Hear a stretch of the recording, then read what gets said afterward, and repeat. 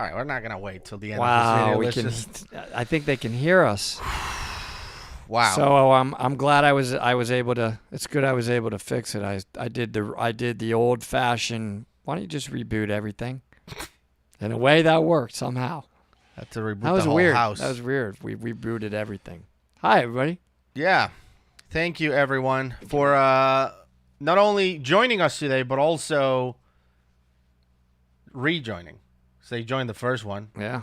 which was a disaster, and now here we are. All right, we're here. So we got our it together, and Alt Control Delete. Is that still how you reboot? By the way. Yeah. That's how I did it with that's DOS. Exactly what I did.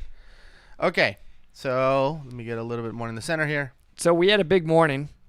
I don't know if everybody goes to our channel. You can see us. You can see a Santa and Elf. We'll leave it like that. Diving all in the Georgia Aquarium this morning. Santa was busy.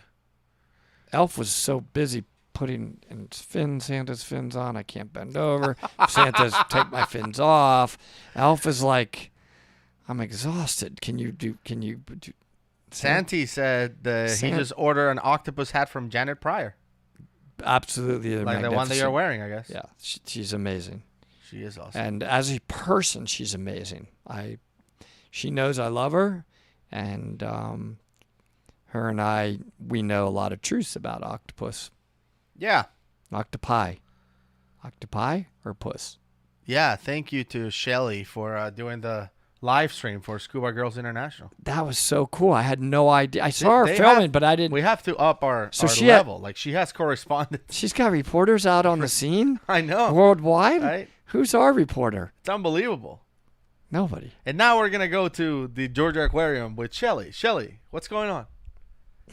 Thank you, Terry. It was amazing. Yeah, they have. Wow, she filmed the whole Unbelievable. thing. And she even had like good commentary, very positive, very knowledgeable. Yeah. If you watch her her stream about the Ocean Voyager, she knew a lot about it. Really cool. We got I love the candy video yesterday morning. Yep. My stomach is in. Dude, imagine we're doing one of these lives and we're like, and now we're gonna go to our French correspondent Mehdi. Mehdi, what's going on? Now we're gonna go to Josh Underwood, who's not gonna. Not Josh. Who knows what's gonna come out? Who knows? Yeah. Hey everyone. Okay, let's All right, let's see what see what's going on out there. What questions do people have? Yep. I am back for a little Do while, you like Robin. cats? People are asking if you like cats. George said hi to me yesterday. Your 98-pound cat. Well, he's tiny. Robin, I'm here, but I am leaving for Chicago for about 3 weeks on Monday. Then I'll be back in Florida, so we will be back to some remote stuff. Yeah, I do love this. Mike Young gave me this beautiful Kiss hoodie. It's very nice and warm. I think I'm going to lean back today a little bit and relax. Dude, I think I have a beer here. You want it? Well, we have like a studio fridge because the fridge on the other room is too far away. So I have my shoulders hurt though. If you could stand behind me, I'll talk to the people and you get to working on the knots. Let me see. Okay. Oh, this is Miller High Life. So I thought I had beer. We have Miller High Life. What's that say? I swing by Wisconsin if you have a chance. No, I got to tell you guys, even though I'm going to be in Chicago, actually Niles, we have 11-hour-a-day schedule. I have zero time. It's all to do with our corporate training at our swim schools that we're opening. So I drink this thing. Unfortunately, will not have time. I wish I could, but is it cold? I know in Chicago that place gets cold, right? Chicago gets cold? You're asking this? So they will literally see my eyeballs because I have to be able to see nothing else. My entire face. I actually bought heated hat and heated gloves for when the little bit I'm outside. Are you drinking a beer right now? No, I'm drinking a Miller High Life. I don't know what it is, but not beer. I mean, they say it's beer, but all right. Let's see. Can you guys name 3 cities in Missouri yet? No. Are there more than 2 cities? Well, you still have to admit that I did give you Kansas City, and you said I was nuts. That was a lucky guess. Kansas City. Who knew that Kansas City was in Missouri? St. Louis. And then Springfield, right? The Simpsons. Yeah, the Simpsons. All right. We've improved. That's some I'd name a 5th, 4 and 5. Roaring That's River. impossible. There's not 5 cities in Missouri. There's. I think we named them all. Those 3. Alabama. Let's see. What else? New to CCR diving, will you always dive dry suit even if it's warm water? No. Yeah, I prefer. No. Let's see. Dive talking Cozumel. Can't wait. Me neither. Yes, the meetup is coming up in July. Oh, my God. Have you ever dived in the UK? Not yet. Where are you only yes, opening I have swim schools in Niles? I have opening. No, I'm not opening any of them there, guys. It's just training. Just our training. They're already open in Chicago. Big Blue started there. So the schools that are already open up there are open. I'm only involved in the Southeast. But I have dove in England before, yes, with Steve Pryor. Question: does anyone, like Cave Explorer, stage spare rebreathers, not just spare emergency air for extreme cave diving? Actually, there's a lot of Cave Explorers that dive with 2 rebreathers. Dual rebreather diving is actually one of the things that I would like to learn in the future, but in the very distant future. Not because I want to be a cave explorer, but because I think it will be cool. If you think diving one rebreather is complicated, imagine diving two rebreathers. So it just sounds cool. But yeah, that's a thing. Yep, Robin, Doug did just get back from Norway with the orcas. I've dove something similar, but not with orcas. But yeah, it's awesome. And you got to be able to tolerate really, really cold water for the orcas. But I did it with whale sharks. Yeah. When is the jousting rematch? We have yet to schedule the next tournament. Will you guys ever dive Jacob's well? Yeah, I mean, it doesn't look like a challenging cave. It's just, I don't think they're giving out permits so you can dive there. But, yeah. Cool, you'll enjoy Lake Superior. I did that last year, the wreck diving there.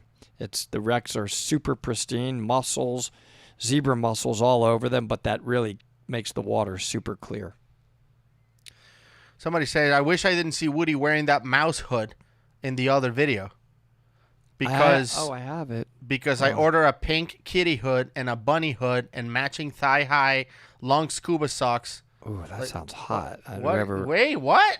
In general, the whole what is going on? The word bunny and pink and hat and socks, something. No, just forget. I'm just saying it's something a little bit interesting That's about terrible. that.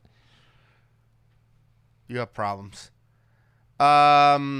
Let's see. That sounds nice. That's probably a dude who said that. It's fine. When did you guys last go open circuit? This morning. We dove today at the Georgia Aquarium. Have you guys ever tried to go inverted dive yet? I mean, we've done inverted dives, but for small periods of time. Never like the video that we reacted to recently. What Orca torch canisters do you use? The D630. D630. I've tested the D620 as well. It's really cool. It's just half the size. So the battery is half the size. Still pretty powerful, although I think that one is a 3,000 lumen. The D630 is 4,000. So it's a little bit less powerful, but 3,000 lumen is still a lot. It's really, really bright. Let's see.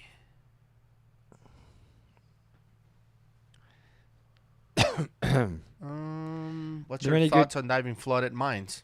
Awesome. We did a flooded mine earlier this year, a couple months ago. Are there any good cave diving locations on the West Coast? That is interesting. I don't know. You don't hear a lot about it, so that's interesting. I'm sure there are. How many hamburgers can you eat? That's a weird question. What's the size of the burger? Because it depends on the burger size. Yeah, exactly. It's not a bad question. It's just there's a lot of variables to that. I would just say all of them. Whatever that is. I know you guys are KISS-oriented, but what do you think of the XCCR? I've never dived. I can't even opine at all. No idea. I think that's Randy's company. Probably very good. If Randy Thornton's involved, I'm sure it's excellent. Just he doesn't do things that aren't excellent. By the way, what's the score on the Mexico-Argentina game? Is anybody watching that? What game and what sport? Don't worry about it. You don't like sports. But somebody here is probably watching the game or watch the game. No, I like sports. Anyone can let me know. Football. That would be great. Then there's football and football. 2-0 over. Argentina won.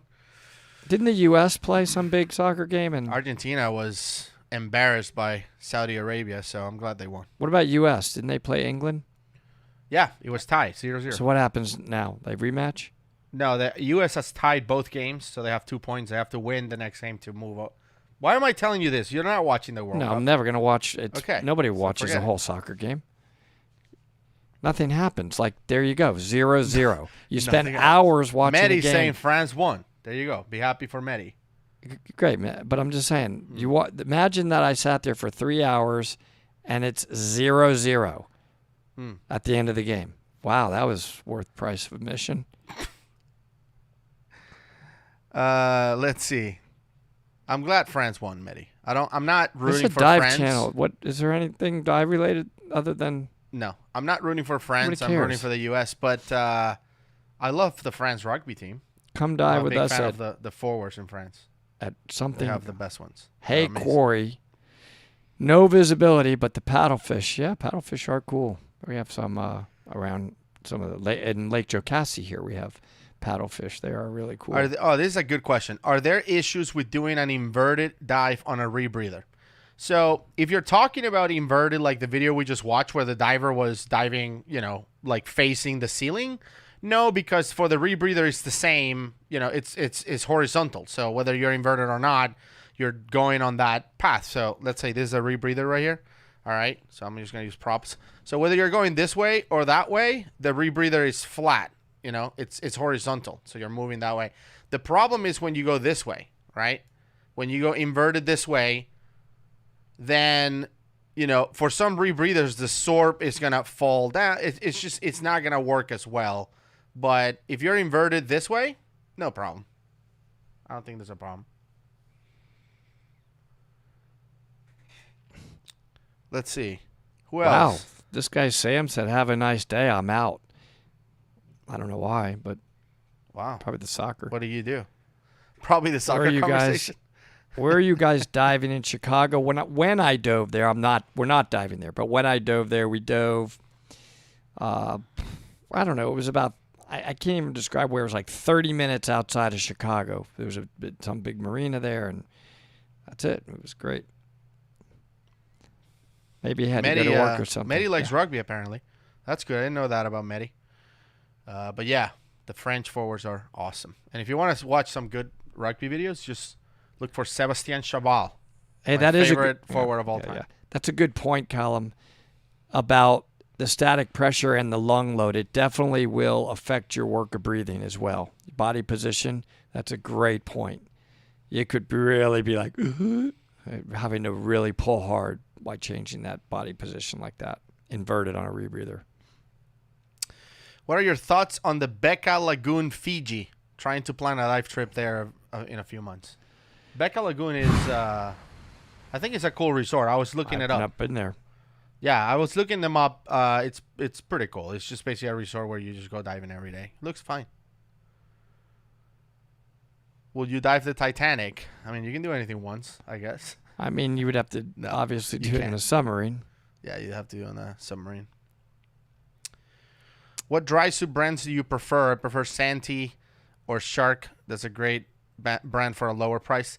It's really tough. Like, Woody and I are pretty happy with the dry suits that we use. I use a Fourth Element. He uses a Bear dry suit. But Deep Six has good dry suits too. And DUI has dry suits too. I mean, it's just really hard. It's whatever fits and doesn't leak, to be honest. But we're pretty happy with what we have. And it also depends on what kind of dry suit there are. In other words, what are you using the dry suit for, right? If it's warm water dry suit diving, meaning like in the 70s, or is it freezing cold, then you're going to need neoprene. There's just a lot of things to consider with what you're buying the dry suit for.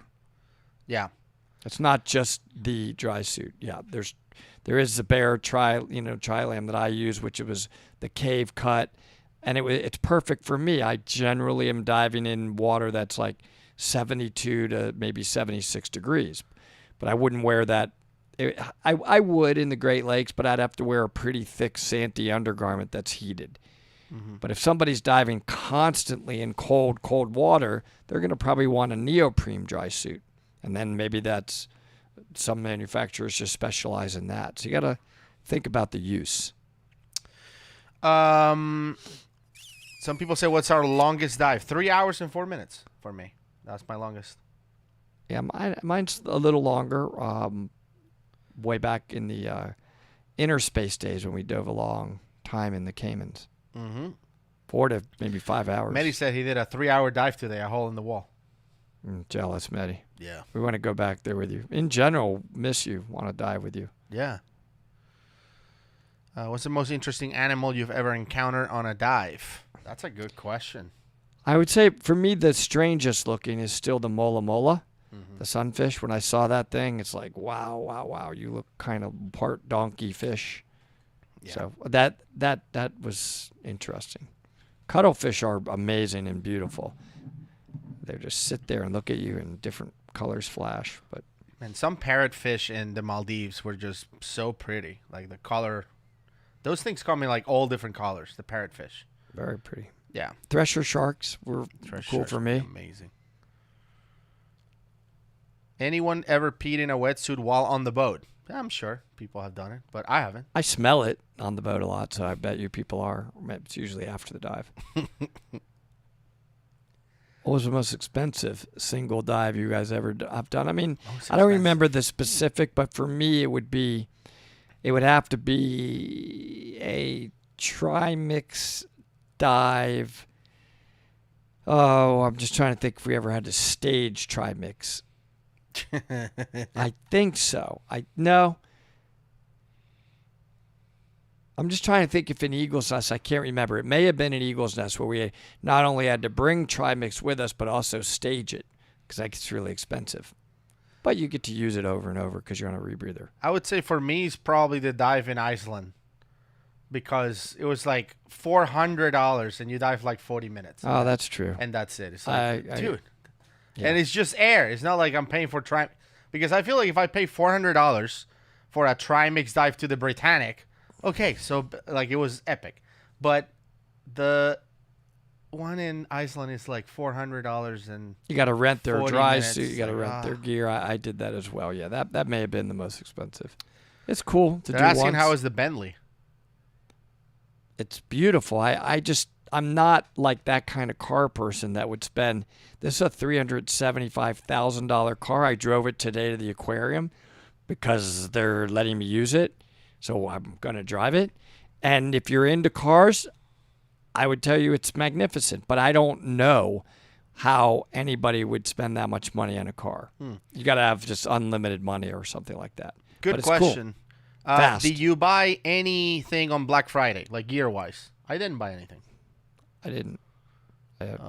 Divesoft had a good promotion, too, on the Solos, the analyzers.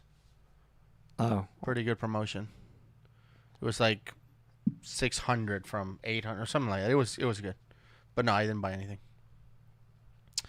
What was your most disappointing dive? You know, dives are typically not disappointing. As long as I'm diving, I'm happy. But one that I was disappointed, that I've been disappointed several times, is the dives where people will say, oh, let's go to such wreck or such and such place. It's littered with lionfish. And then you go down and there's like one. And we're all like, okay, who kills this one? Right. And those are so disappointing every time. I just want to recognize Jay Smith's comment. Thank you for saying this. He said, I just want to thank you all for all you're going above and beyond. While sharing with us, you sure as hell can put a smile on my face and make my chemo days like today a little more tolerable. And man, when we do get those kind of comments, it does make it, for me, it really makes me want to keep doing this. I really appreciate it. If we can make people happy and entertain with Dive Talk, well, while they learn maybe something at the same time, well, that I could do forever. So thank you for saying that, and I'm glad that it's helped. Is there diving in Georgia near you, Gus, or do you go to Florida? Well, the best dive really to do in Georgia is the Georgia Aquarium. And Woody and I happen to be volunteer divers there, so we get to dive there often. But other than that, Florida is your best bet. Would you choose a petrel over a Perdix? It depends what you're going to use them for. I personally like the size of the Perdix if I'm using it for a non-rebreather purposes. So the Perdix, the petrol connects to our rebreather. So it monitors our partial pressure, right? That you have to do with the petrol. They don't make that for the Perdix. So again, it's going to come down to preference, but the petrol is bigger, but it doesn't do anything more than the Perdix does unless you're moving into closed circuit rebreathers. Right. So open circuit, I would prefer the Perdix. Have we tested the Apple Watch Ultra yet? Not really, because the app is not out, but I've taken it diving before, pretty deep dives and everything. It works. It works just fine. It's just there's no app for it. It just tells me how long was the dive, and that's it. I like that question. What's your favorite SSI specialty courses? I teach the rec and advanced rec, and because I love diving recs, I that's one of my favorites. And I also think deep is a great class, and because you really get into dive planning, you really have to do serious dive planning. And of course, perfect buoyancy always helps people. It always is a game changer. I like teaching the nitrox class, to be honest, and that's because I think that when I took it, this is just my own experience. When I took my nitrox class, the instructor made it overcomplicated, I guess, to show that they are great or whatever. And then once I moved into rebreathers and trimix and all of that, and I understood it in a simpler way, then that's the way I teach my students. So I enjoy that. I don't know if that's the best one, but I like teaching nitrox. What made you create Dive Talk? It was pretty straightforward. Woody and I were talking about diving all the time, and we said, why don't we just turn a camera on and record our conversations? And there you go. Dive Talk was born. Can't believe it that it's grown to the level it has. I never thought that would even happen. Yeah. But thank you that it continues to grow. How many dives should I have before taking the search and recovery course? I don't know. I'll let you answer this one. I mean, look, I would get your basics under control with search and recovery. Like basics meaning get your buoyancy and trim under control, because and maybe take a navigation class, because then you're going to be combining with search and recovery all of those things. The reason why your buoyancy and trim are so important is when you're recovering an item, you're going to be lifting it with a lift bag, and you don't want to be struggling with your own trim and buoyancy while now adding a item that's on a lift bag. So I don't know, however long that takes you to get comfortable with those items. Yep. Have you guys ever found a megalodon tooth? Yeah. You mean like this one? Bunches. Yeah, 23 I found. Let's see. We started Dive Talk, what? It's been a couple years already? It was in 2021, so it's going to be almost 2 years soon. Do you guys have any special dives planned to do for the channel soon? Yes. Yes. But you'll see them here someday. Could be funny. Boat dive versus shore dive. Listen, shore diving is actually tricky. And I tell people that they should first shore dive with experienced shore divers, because you getting ready and you got to get into that surf and break through it. That's not easy, right? And then knowing when to go under and how to navigate. Boat diving, I think, is easier, right? Because you're just, at least in South Florida, you're just drifting along and the boat comes and gets you. Nobody's coming to get you in shore diving. Ariel is asking, are we full-time YouTubers? No. No. Not even a little bit. Where is Mr. Ballin? In Texas, I guess, where he lives. What's your opinion of the Apple Ultra Watch as a dive computer? Well, I don't know yet. I'm not using it yet as a dive computer. I want to wait for the software and then really put it through serious diving, like deep, even below recreational depths. I want to see what happens. I cannot evaluate it. I like it as a cool Apple Watch, though, for now. Yeah.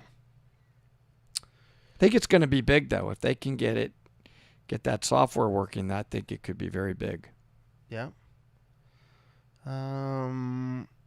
Let's see. My first video was instructor lost in Lower Orange Grove. Yeah, that guy's still out there. He was at DEMA this year. So at least he's alive. So that's good. Yeah, Christy, I know what you mean. Yeah, that first shore dive, especially at night, you've got to be familiar. You got to be familiar with the currents and the environment, the underwater environment, and you will get a feel for exactly where you are in shore diving. But, those currents are quirky in South Florida, and you can get caught in a riptide and get pulled way out. So it just takes experience. But, and you also need to go pretty far when you shore dive off of South Florida, pretty far out to get to the third reef line, where the visibility can be not great because all the sand is stirring up. Have you dove Puget Sound or in Washington? No, I haven't been diving in Seattle or that area. Yeah, you're right, Callum. You absolutely shore diving. You better have your compass work nailed for sure. So there's a lot to shore diving. I'm 23 with 0% of training. Do you any good classes in California? I'm sure there's a ton of really good dive shops over there. Kim Larson's great out there. I really like her. I think she's out of San Diego. Good friend of mine, and teaches a ton right out of that area. Let's see. Any updates on the Ukrainian boys? I don't know. I'm sure they're still out there doing their thing. Very entertaining. Wow, thank you for the super chat. Cynthia, thank you. Cynthia, I don't know if you have a question, but I would love to answer that. Appreciate the super chat.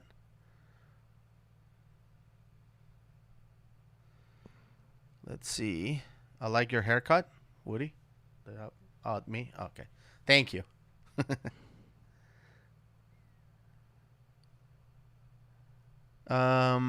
Let's see. Thanks, Colin. I'd like to meet you as well, preferably while diving.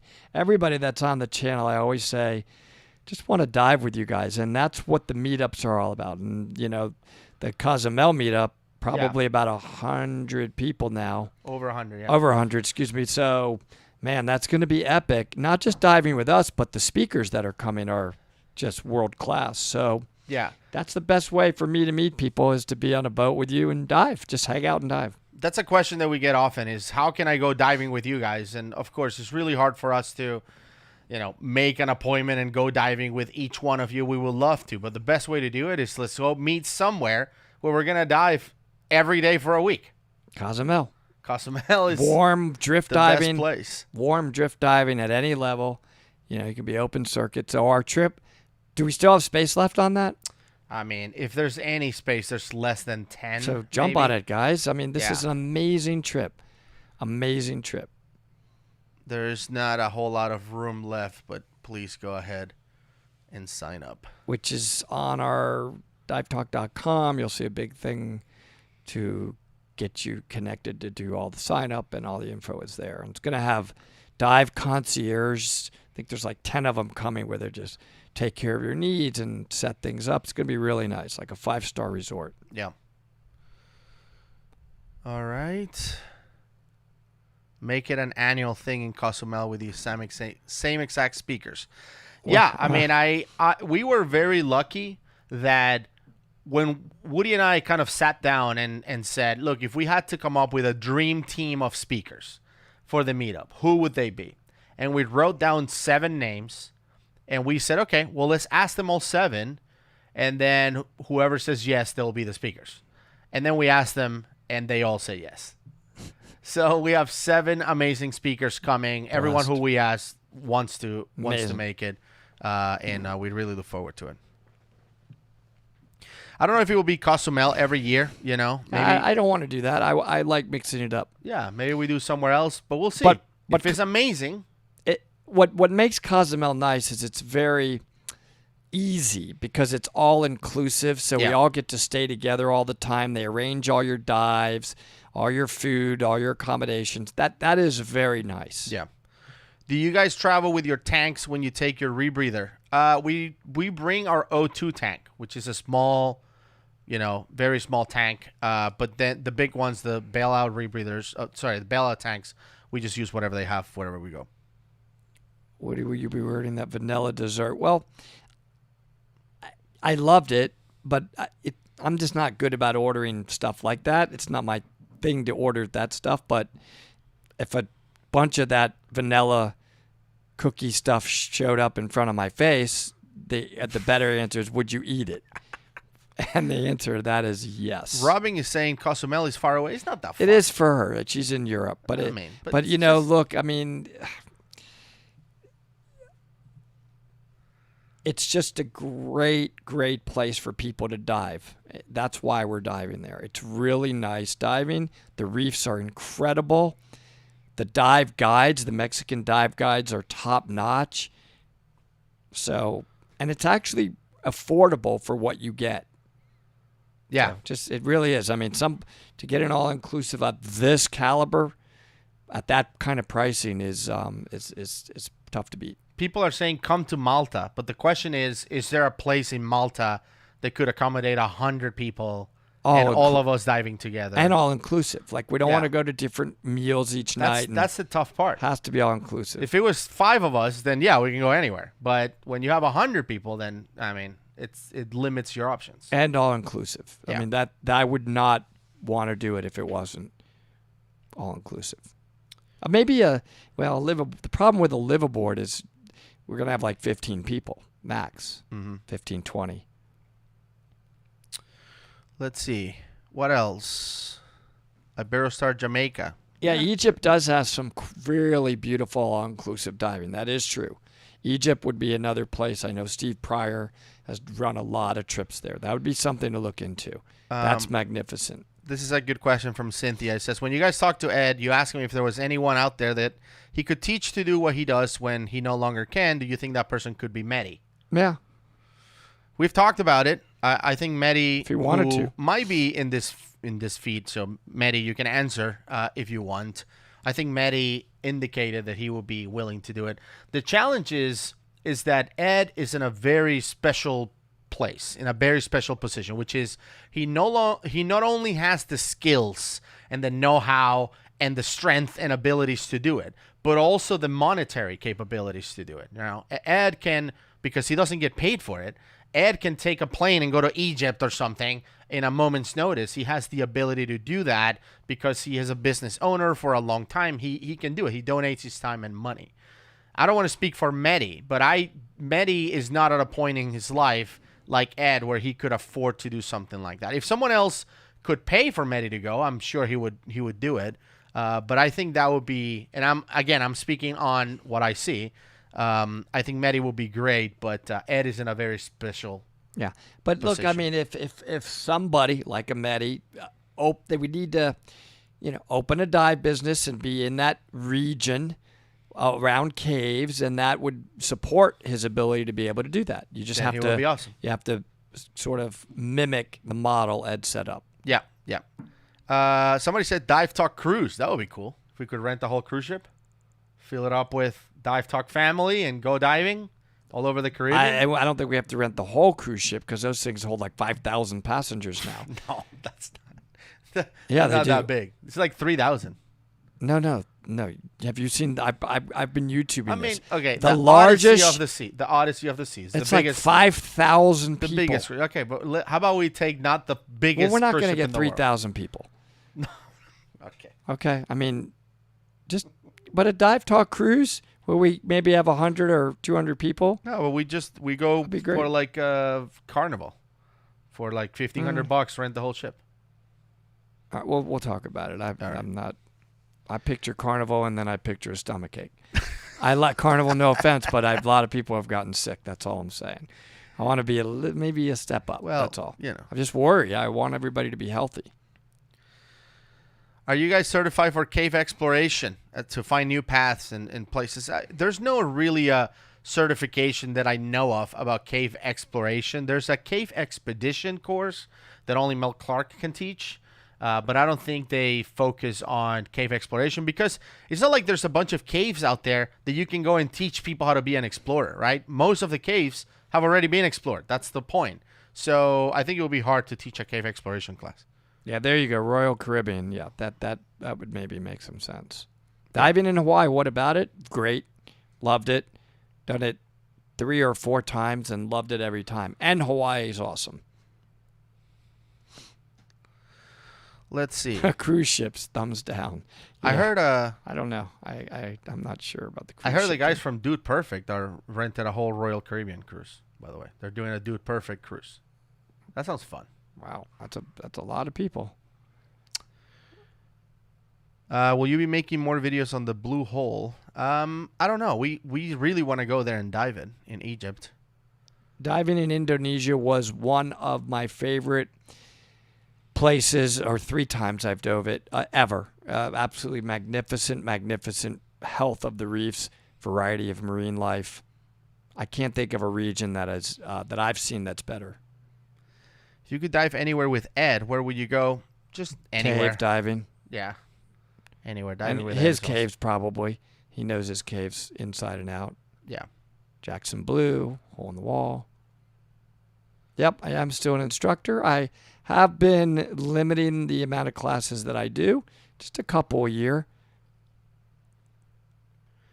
The Bentley it's magnificent. It's just a level that is so far above me, but for car enthusiasts, I'm sure that wow, what a car. I mean, it's incredible.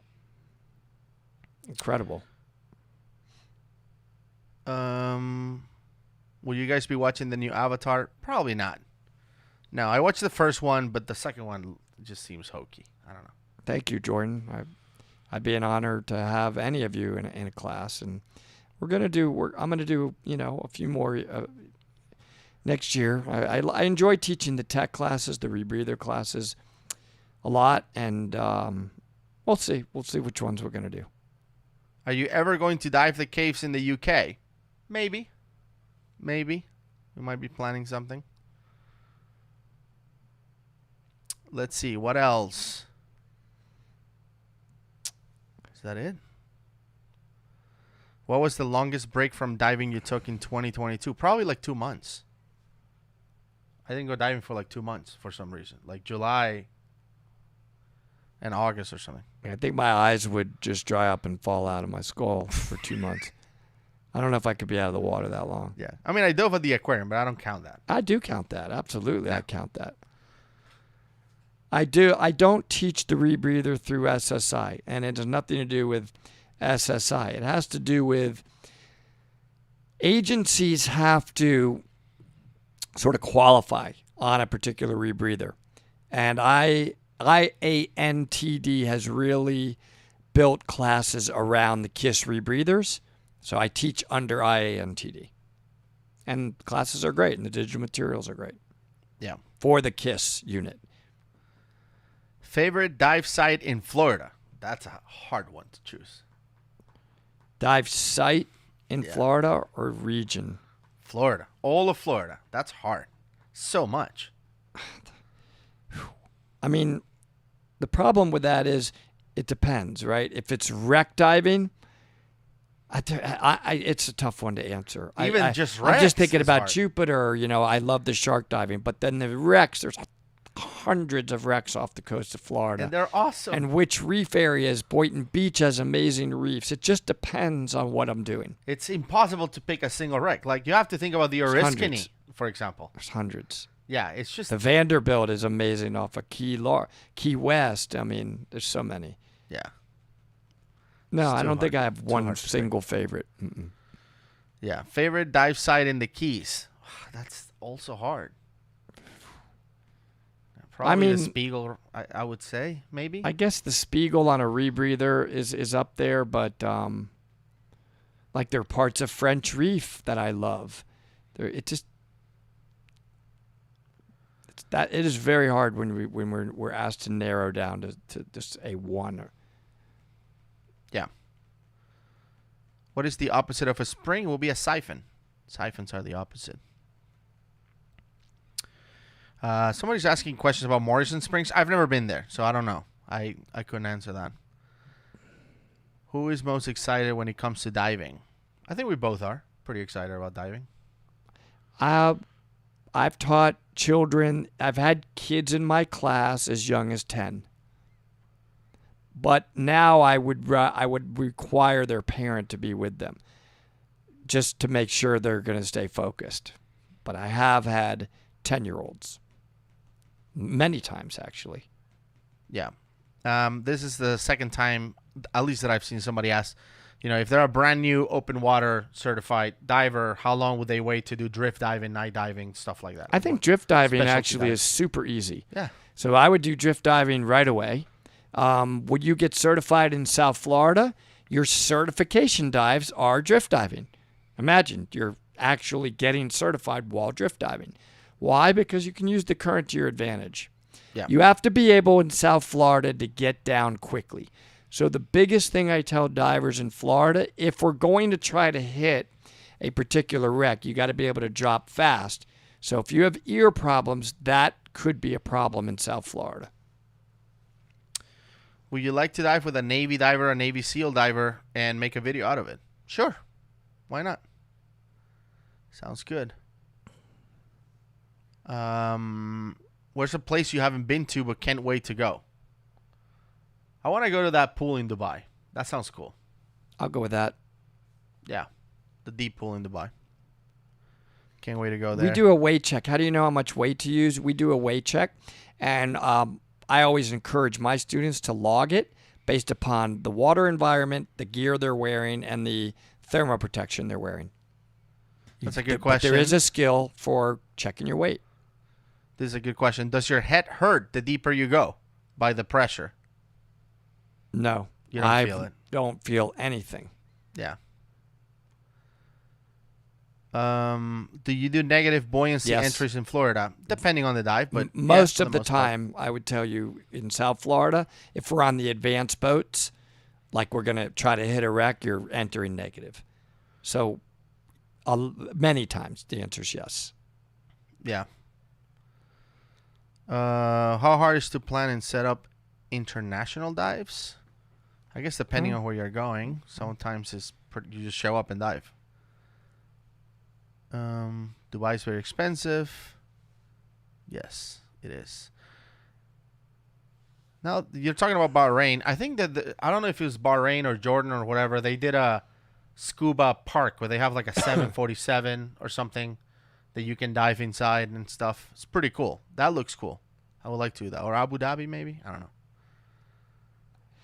To track dives, the software that I use I do like Shearwaters, where you can just download right into their software, and I also log my dives on the SSI app. Mm-hmm. But Shearwaters really gives you a ton of information that it's gathering from your dive computer. It's pretty interesting. How long can someone spend under deep water? Like at some point, is it bad for your body? At some point, you just stop getting nitrogen loaded. You're fully saturated, and there are divers, commercial divers, that spend weeks underwater, that at least pressurized to that depth, and they come out just fine. Sean, for me, I think my longest dive was just around 4 hours. I believe it was in the Caymans. Yeah, 3 hours and 4 minutes for me, but no, I've never done saturation diving.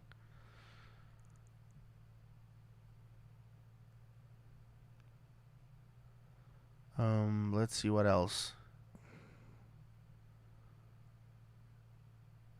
What is the most memorable freak out someone had on a dive trip, student or another diver? I mean, the most memorable was, for me, was to see this guy that was talking so much about how experienced he was. And then he went spearfishing. And he shot a fish. And then he got completely entangled on the line. And he ran out of air on the same dive. And he was like on the surface, like, help! Dying. And Danny, dive master Danny, instructor Danny, she had to jump in and save this guy. And he had done it several times, and he got kicked out of the boat. Like, you can no longer dive with us. He kept doing that, running out of air on every dive. I don't understand it. And I've seen this, by the way, on Scuba Divers Uncensored on Facebook, where people say, like, I don't come on the boat with 500 like they tell me. I paid for all of the air. I'm going to use all of the air. Like, they dive until they're at zero. That's a terrible practice. Yeah. For mine, I was on a liveaboard in Australia.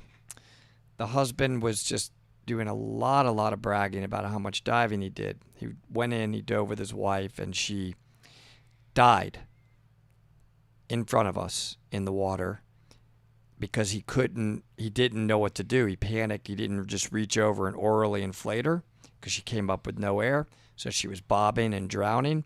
They yanked her into the dinghy, resuscitated her, and brought her back to life. She was dead, heart stopped and everything. Yeah. I'll never forget that whole scene. That's permanent in my brain. Yeah. This is a good question from Evan, and I wonder what you have to say, Woody, on that. Advice for making scuba into a more serious hobby from just occasional diving on vacations. How do you make it into a more serious hobby? I mean, I don't know. I'm struggling with it, and that's why I'm pausing, because when you say serious, like, what do you mean by that? Do you want to move up into the technical dive world? In other words, you want to go beyond the no decompression limit? I guess I would call that more serious. But what I don't like is to move into any conversation about it not being for fun and recreation and enjoyment and chilled. I think he's talking about how to dive more often. How to do it more often. I mean, rather than only on vacation. I mean, you got to basically live near the water. Really. Or commit. You just gotta. It's really tough. If you move to a place like Florida where there's a dive shop on every block and there's boat dives going out every day, it's going to be much easier. But be careful with the word serious. From my opinion, this is just my opinion, I think that the people that you're with has a lot to do with you diving more often, right? I don't think I would be able to dive, and I don't dive like a lot. I dive maybe once a month. I get to go somewhere in Florida or whatever and go diving, right? Some months I don't go.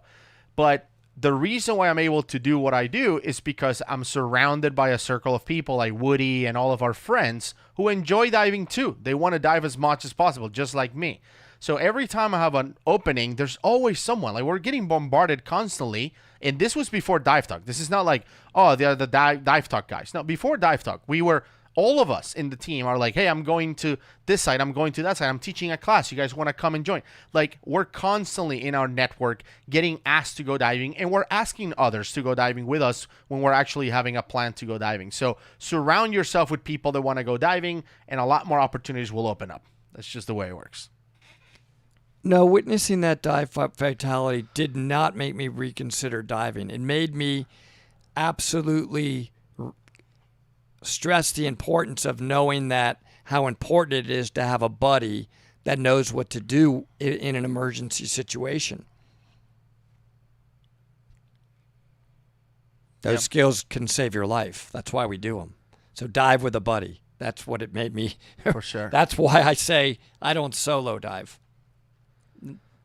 I just don't. Yeah. And Alex is saying something interesting. He says, I hope I get bombarded with people wanting to go diving when I get my spirit.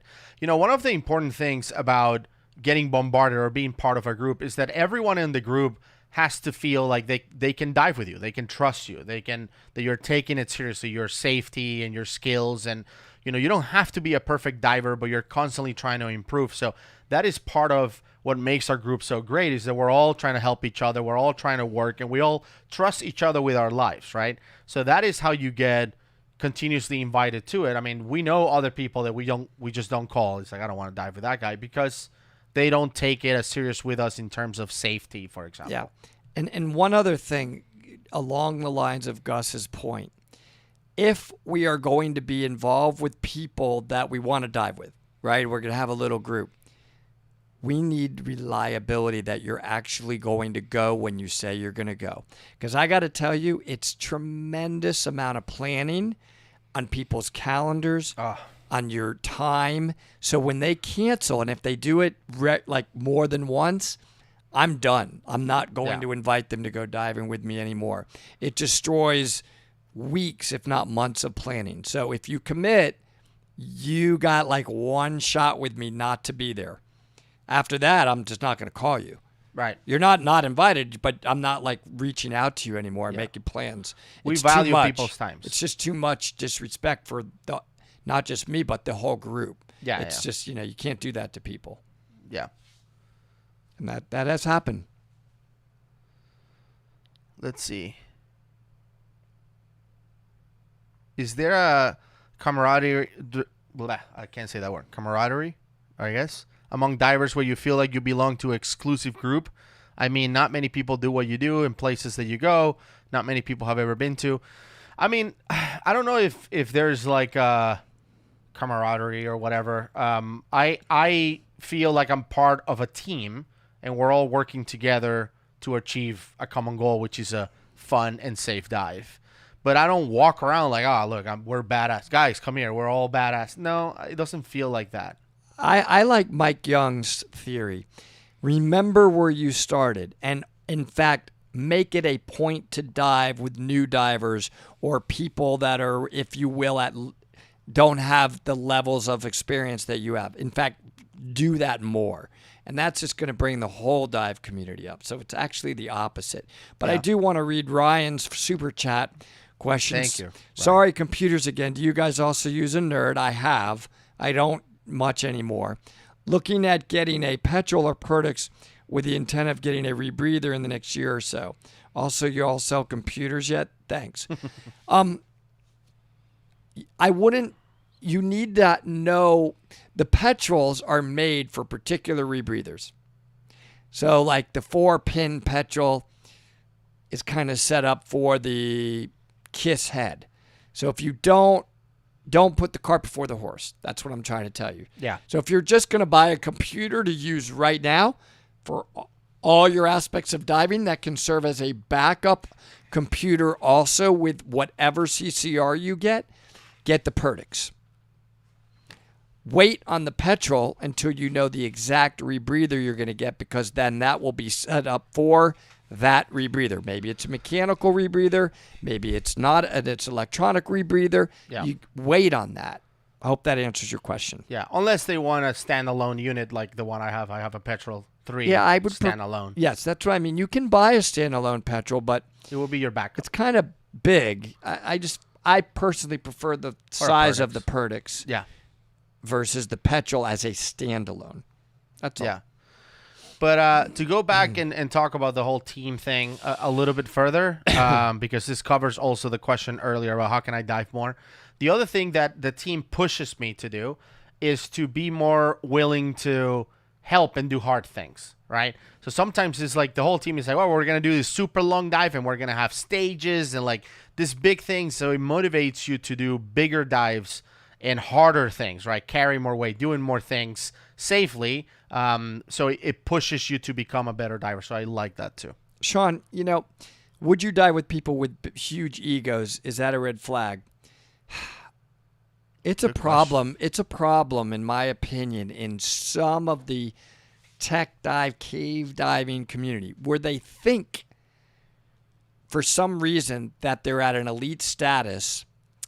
And I do find that dangerous. And in fact, some of those people are no longer with us, but I don't like it. I don't think that diving correlates with ego. Like, that's not the purpose of diving. We're not in a competition.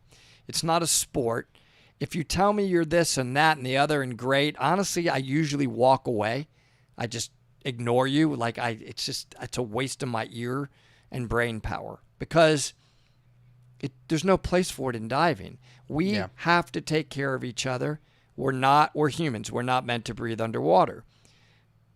I like to dive with people that are just wanting to dive and enjoy the skills we've learned and practice and know we can always improve. I like that.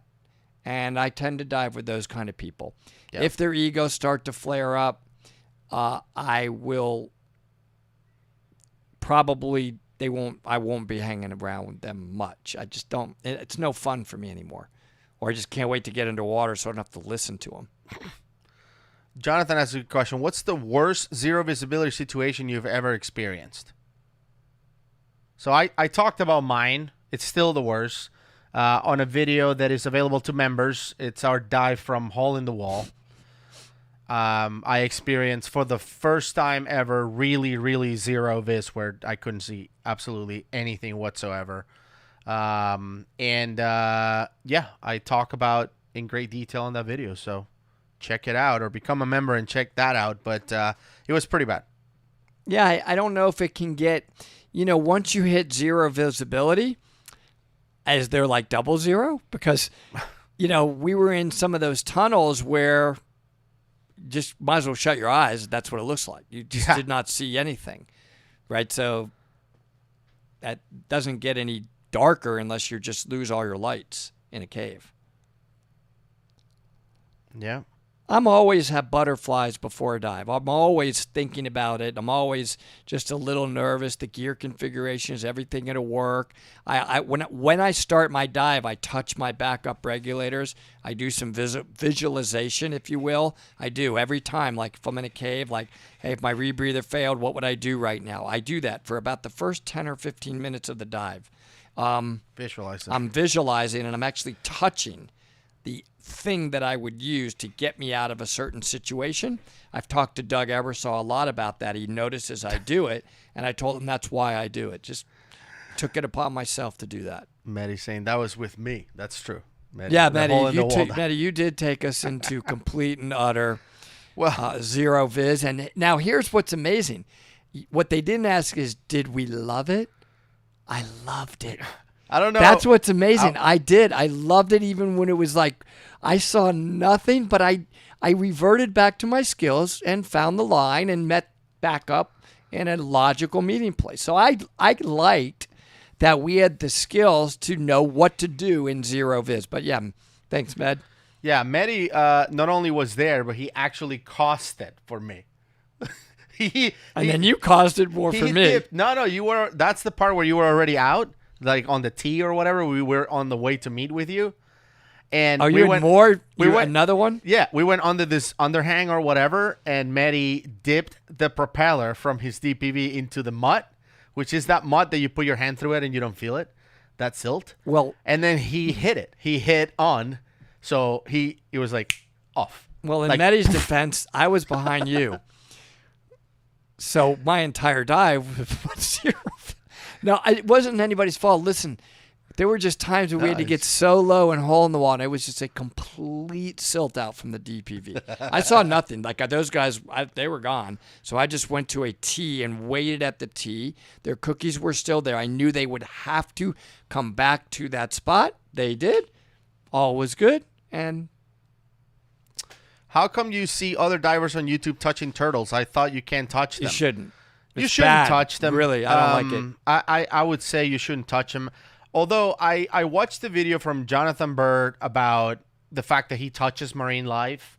And I agree with his point of the fact that if marine life didn't want me to touch them, meaning if like I was let's say I was touching a turtle or whatever, any animal, and they didn't want that, there's no way he can like keep up with them or do it against their will. They would just like snap out of it and swim away, and he would not touch him. That's what he's saying. I understand. Yeah. And I'm not. I don't want it. This is not an argument. I'm on the side of don't ever touch the marine life because you have no idea how it's affecting the marine life. Yeah. Let's not put our minds into a place that we are going into the unknown. You can cause a turtle to drown. You can absolutely cause that turtle to be using more effort and it's trying to get up to the surface. So I know my way is protecting the marine life for sure, right?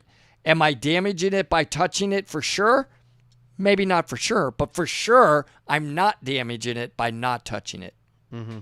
That's a self-imposed rule. I also preach that rule to students, and of course touching coral or any of that, we know damages the coral. We know for sure it kills the coral. So just don't touch.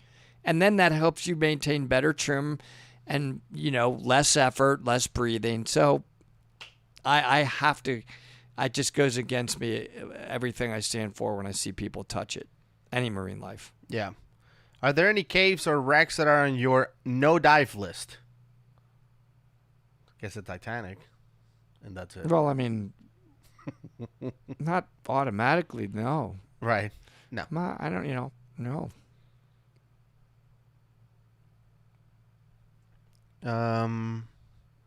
Do you subscribe to any scuba diving publications, blogs, etc.?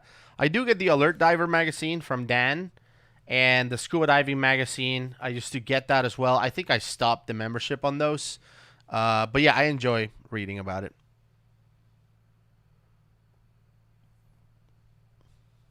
Where did the octopus or aliens thing start? Well, started in Woody's head. And he's still in Woody's head. Because that's... Yeah, that is true. I'm reading from, does it say feet? What? Shanika. When I went on my Discover Scuba, I didn't have gloves on. I got bumped by another diver in her piece of coral, and I got stung. Absolutely, it can. There's a lot of poisonous coral, and you can get a scar. So best thing to do, yet again, is to avoid that. And obviously, that was an accident. But yeah, this is a good question. Do you recommend getting Dan? Absolutely. Yeah, definitely. It makes no sense for people that are divers and don't have Dan. And I'm telling you why it doesn't make any sense. Because it's so inexpensive. Like, compared to everything else, it's so inexpensive. I think their highest level, which is the Guardian or whatever it's called, the one where they airlift you out in a helicopter and take you to the hospital, and Dan covers all of that. That is like $80 a year or something like that. It's like so inexpensive. And for all the things that Dan does, it just makes no sense not to be a member. And they're great about covering too. And they're also a great source of information. They have incredible learning materials for free on their website. They're just a advocate for safe diving in general. So I love Dan. Are there any caves you wouldn't dive because of the flow? I mean, unless you can't get in because the flow is too great, no, the flow doesn't scare us, especially because we learn in Florida caves, which have high flow. Sean, we happen to use shearwaters. I have, I think, 5 shearwaters. I dive I dive exclusively now with shearwater. They're just so far, in my opinion, they're just, for many, many reasons, they're so much better than any other dive computer I've ever used, and more reliable. And easy to use. That's also very important to me. Very intuitive while you're diving. I don't think there's difference between regular diving and travel diving. Diving is diving. Just the fact that Dan also insures your gear. Like if something happens to you and they have to cut your gear and it sinks to the bottom of the ocean, they'll give you new gear. They'll pay for it. A friend of ours that had issues and had to cancel a liveaboard, the cancellation fee was $1,500. Dan paid for that, right? Because he had to miss his trip because he had a dive accident on a prior trip and he couldn't dive anymore. They are awesome. Totally worth it. Like, it's a no-brainer. Get Dan. That's it. And we're not sponsored by Dan. We don't get any kickbacks.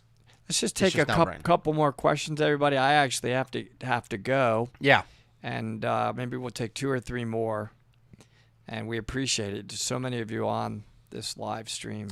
Thank you. This is a good question right here from Lee. How do you make micro buoyancy adjustments while on CCR, given that breath control doesn't work like open water? Yeah. You just kick. Well, wait. Listen. You need to go down or up? Listen, if you have to make micro adjustments, or let's say you have to make, when you change various depths on a rebreather, everything changes, right? The volume of gas inside the loop and your counter lungs changes. Your dry suit, if you're wearing a dry suit, changes. I like to control my buoyancy on a rebreather actually primarily from the counter lung volume first, so I can have a lot of gas in my counter lung or a little, and second, my dry suit. Very rarely do I want to adjust it from my BCD itself. If you're weighted properly, you may never have to use the air in your BCD. So I do it in that order.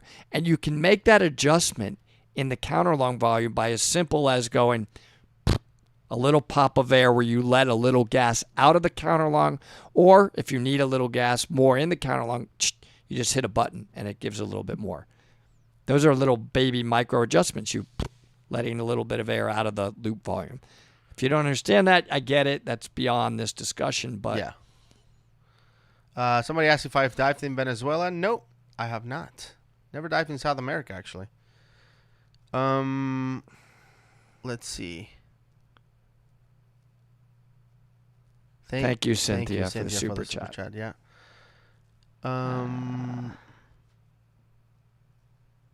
Has Dive Talk run into treasure hunters? I have no idea. Probably not. I don't think I have. I have dove in Europe. Yep. Iceland. Time to come to the Caribbean. Yes. I agree. You have a good Thanksgiving? Yes. Mine was great. Yeah. All right. I like Slosh for washing my wetsuit. SLOSH. You can get it on Amazon. It's just, man, dunk it in that stuff and it smells great. Yeah, it's pretty good. I do want to dive in Venezuela. I absolutely would love to go back to Venezuela. I have been there when I was a kid. I don't know if I could go there right now. Are you the only divers in your families? No, I'm not. My brother dives as well. Both my daughters are divers and their significant others. Yeah. All right, let's wrap up with this last question. What skills are best to put extra time into perfecting? I'm always going to come back to trim and buoyancy because I personally practice that every time I go diving. I do. I like practice my trim and buoyancy. Today in the Georgia Aquarium, I was practicing my back kicks, for example. Like going, if I'm coming closer to the window, instead of using my hands to back up, I would back kick away from the window and see if I could stay at a particular level on the window just from my breathing and stay in trim. Why not practice that all the time? Even if we're just hanging out in the Ocean Voyager, like in between tasks, why not be in trim and neutral? So I just try to practice it all the time. Yeah, for sure. That's true. And of course, if you do any kind of specialized diving, like if you're a search and recovery or whatever, there are other things you can practice as well to get better at that, or navigation or whatever it is. DSMB, but, Terry's saying, absolutely. That's right. a very tricky skill. But yeah, trim and buoyancy will be it. Yep. Okay, guys, we were going at it for over an hour. I appreciate you all for joining. Sorry about the original live stream and the audio issues. But you guys stuck with us, and we appreciate that. And to those of you going to Cozumel, we can't wait to see you there. And also, we have some good stuff for December. We're going to give away some good stuff in December as well, so expect a video announcement. Big something. Something big. But for now, thank you so much for tuning in. Thank you for all the questions, and we'll see you on the next one. Bye, everybody.